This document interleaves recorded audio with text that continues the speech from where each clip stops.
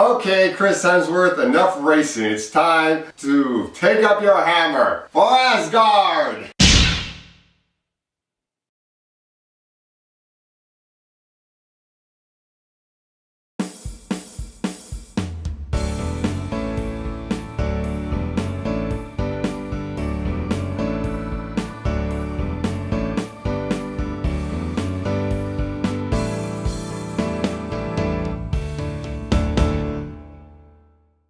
Thor Dark World, directed by Alan Taylor, who's directed some Game of Thrones episodes, and now he's taking up this movie, and he does a much better job than Kenneth Branagh did with the last film. I still think there were a couple of things that Kenneth Branagh did a little bit better, particularly with his pick for Vandal, but we'll get to that a little bit later. So our plot is Jane Foster is in London and she finds this weapon called the Ether and gets infected with it. This awakens an old enemy named Malekith, who is the leader of the Dark Elves.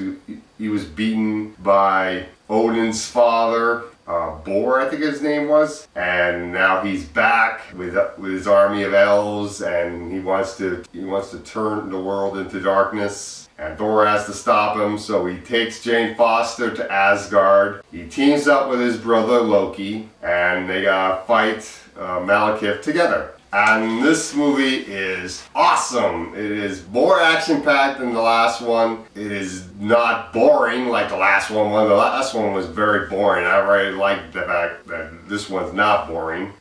Loki and Thor have great chemistry in this film. I really did like that. Thor and Jane Foster, they have some pretty good chemistry in this film as well. Anthony Hopkins as Odin. He is great in this movie. I really did like that. Chris Eccleston as Malekith. He was a pretty good villain in this film. He mostly talks in subtitles, which is fine since he is with his own people and all. But sometimes that, I guess that kind of creates a disconnect between you and the villain. But I didn't mind it too much, obviously. And Renee Russo gets a bigger part in this movie. Frigga, Thor's mom, she gets a much bigger part, which I really did like. Heimdall, Idris Elba's character, does a really good job in this, getting a bigger role. And Lady Sif, Jamie Alexander, she kicks more butt in this movie. That's great. And let's talk about our Warriors 3. Volstagg, Ray Stevenson, great. Hogan, Tanabu Asano, excellent.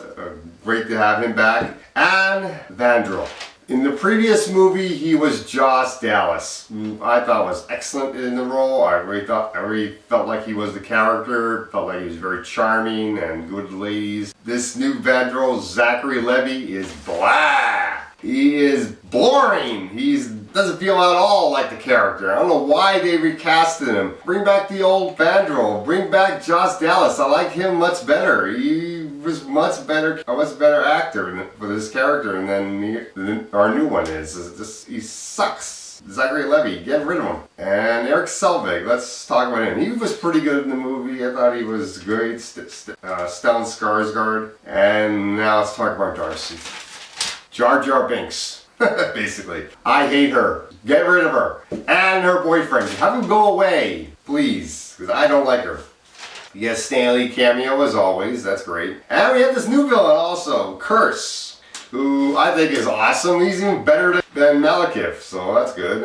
I mean, Loki is great as well. He's better in this movie than he was in the previous Thor movie, but hey, I like Curse also. And I want to talk about what I want to see in Thor 3. There are two villains I want to see in Thor 3. I want to see Amora the Enchantress, and I want to see Scourge, the Executioner. These two were a very big part of the Avengers Earth Mightiest Heroes cartoon, and Amora was a very big part of Hulk vs. Thor. It just makes sense to me that these two villains should be Thor 3, so hopefully those two will be in there. And rating. This is the best comic book movie of the year, no doubt about it. 10 out of 10. Definitely check out Thor Dark World. You don't need to really see it in 3D.